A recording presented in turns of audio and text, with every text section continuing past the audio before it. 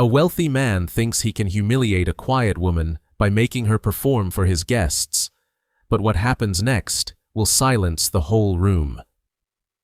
The chandeliers sparkled like stars above the opulent ballroom, their glow casting a golden sheen on the marble floors and crystal glasses raised in lazy celebration.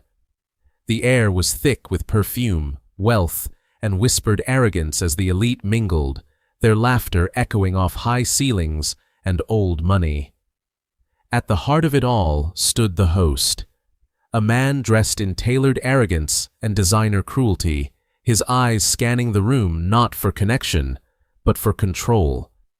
He moved with the ease of a man used to getting what he wanted, even if just to amuse himself. Near the edge of the room, where the lighting dimmed and the attention faded, a young black woman moved quietly, carefully. Her uniform was crisp but plain, her eyes downcast yet perceptive. She refilled glasses, cleared plates, made herself invisible with precision. The kind of grace that came from knowing people never looked too closely. She spoke only when spoken to and carried herself with quiet dignity, though no one at this gathering seemed to notice. During a lull in the festivities, the rich man caught sight of her. His gaze lingered, not with admiration, but curiosity. Something about the way her fingers moved, long, practiced, elegant, stirred a thought, and a smirk curled at the edge of his mouth. He stepped toward her, swirling his drink, and with the tone of someone making a joke only the powerful find funny, said, "With hands like that, I bet you've got some rhythm in you. Play any piano, sweetheart." She looked up, startled, unsure whether to answer. After a pause, she gave a soft nod, her voice barely above a whisper. "A little, sir." That was all the encouragement he needed. He turned to the room, already performing for his audience. "Ladies and gentlemen," he called out, raising his glass. "A special performance tonight. Let's see what hidden talents the help has." There was laughter, scattered claps, and curious murmurs. The woman froze for a moment as he led her to the grand piano, polished and untouched in the corner. He gestured to the bench like a magician revealing a trick. "Go on," he said smoothly, then leaned in to whisper to a friend, "This ought to be good, or at least funny." The guests gathered, sipping their wine, expecting to be entertained, not by music, but by mockery. She sat slowly, eyes lowered, hands trembling slightly above the keys, the room thick with expectation and silent ridicule. The room, once alive with idle chatter and wine-fueled laughter, slowly quieted. A few guests still chuckled under their breath, expecting to witness an awkward display, a clumsy stumble through a nursery rhyme, or a few broken notes before the whole thing ended in embarrassed silence. The woman sat at the piano, still as a statue, her back straight, but her fingers trembling just above the keys. The chandelier light reflected off the polished black surface of the grand piano, illuminating her hesitation like a spotlight. The rich man lingered close, swirling his drink with amused anticipation, already preparing a snide remark for when it all went wrong. He leaned toward a pair of guests beside him and murmured, "This should be interesting," with a cruel grin pulling at his mouth. A few stifled laughs followed, and eyes turned back to the woman at the piano, like an audience waiting for the punchline of a cruel joke. She sat in silence for a moment longer, her hands still hovering, unsure. Then she closed her eyes. The noise of the room seemed to vanish in her mind, the weight of their gaze dimming behind her eyelids. She took a deep, steadying breath, and her fingers finally dropped onto the keys. The first notes were soft, not timid, but haunting, like the echo of a memory. The room paused, caught off guard by the unexpected clarity of sound. The guests stopped mid-sip, mid-sentence. The rich man straightened slightly, his smirk flickering.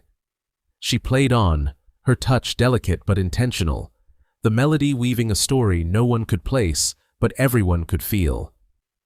It wasn't just music, it was emotion sculpted into sound.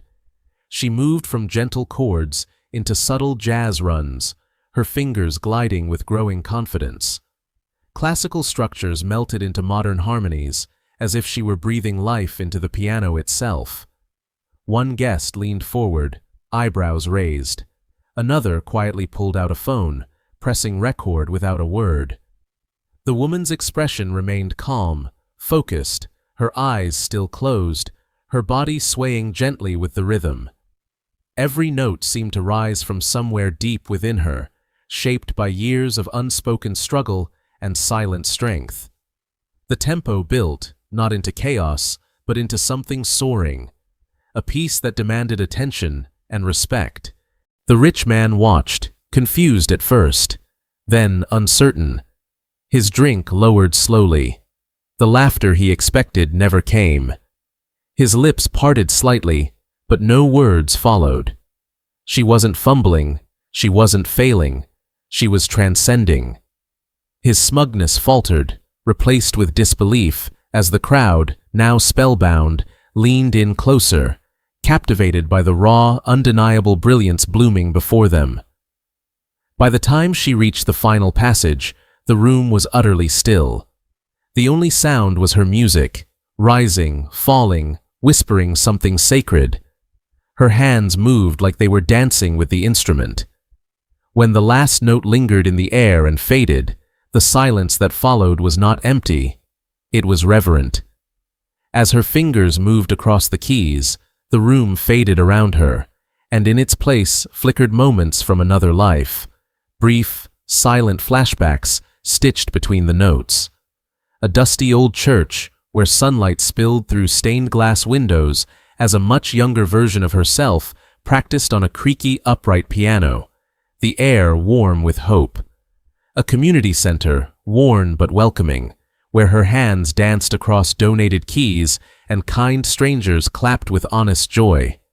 A school recital where she played flawlessly, yet was overlooked when awards were handed out. A music competition where her name was called second, despite a performance that had moved even the judges to stillness.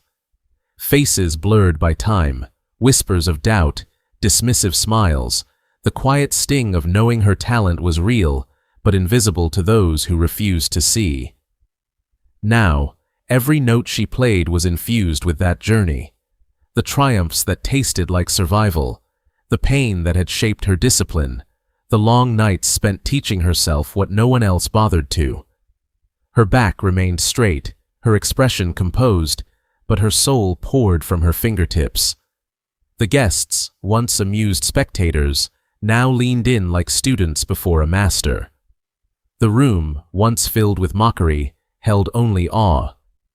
She reached the end of her piece not with a dramatic crescendo, but with a quiet, graceful flourish, a final chord that landed soft as breath, yet carried the weight of everything she had lived through. For a moment, no one moved. The silence after the last note wasn't awkward, it was reverent. Then, as if a spell had broken, the room erupted.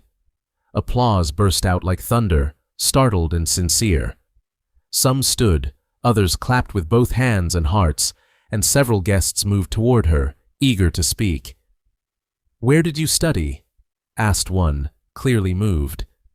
"That was extraordinary," murmured another, still shaken. "Why isn't she the one performing at Carnegie Hall?" someone whispered loud enough for others to hear. She stood slowly, her face calm but eyes bright, nodding softly in acknowledgement. The same fingers that had once been overlooked now earned respect without demanding it. She didn't smile to please anyone. She didn't bask in the attention. She simply turned, thanked them with a quiet glance, and began to walk away. Head high, steps steady. The rich man, once brimming with condescension, now stood off to the side, his glass untouched, expression stiff. He looked around, unsure how to react, as admiration shifted entirely away from him. What he thought would be a joke had become a revelation, and none of it belonged to him. The applause slowly faded, replaced by an uncertain hush, as the rich man cleared his throat and stepped forward, forcing a smile that didn't quite reach his eyes. "Well, that was surprising," he said, his voice stiff with awkward charm. "You didn't tell us you were a prodigy." His tone was meant to sound light, as if he'd been in on the brilliance all along, as if the entire act had been part of his plan. The woman paused at the doorway, then turned slightly to face him. Her eyes held no anger, no smugness, only calm.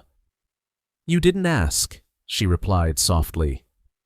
Her words hung in the air like another final note, one that needed no echo. The room went still. No one laughed. No one moved to rescue the man from the weight of her truth. He opened his mouth, then closed it again, lost for once in the very house he commanded. The woman turned back, stepping away without hurry, her presence more powerful in silence than his had been in show. As she reached the edge of the room, a woman with sharp eyes and a quiet smile stepped forward, a gallery curator or perhaps a music agent. She handed the pianist a simple card and said in a low, certain voice, "I'd love to hear more. Let's talk." The woman accepted it with a small nod, not surprised, not overwhelmed, simply ready. She didn't thank her for the opportunity because she owed no one for what she'd just given. She had spoken in a language deeper than words, and the room had finally listened. She walked through the doors without glancing back, her steps measured, her posture unshaken. The guests watched her go, their faces a mix of admiration and quiet guilt. Some leaned toward one another, whispering about how wrong they'd been, how they hadn't seen her, hadn't looked closely enough. What began as entertainment had become a reckoning, not for her, but for them.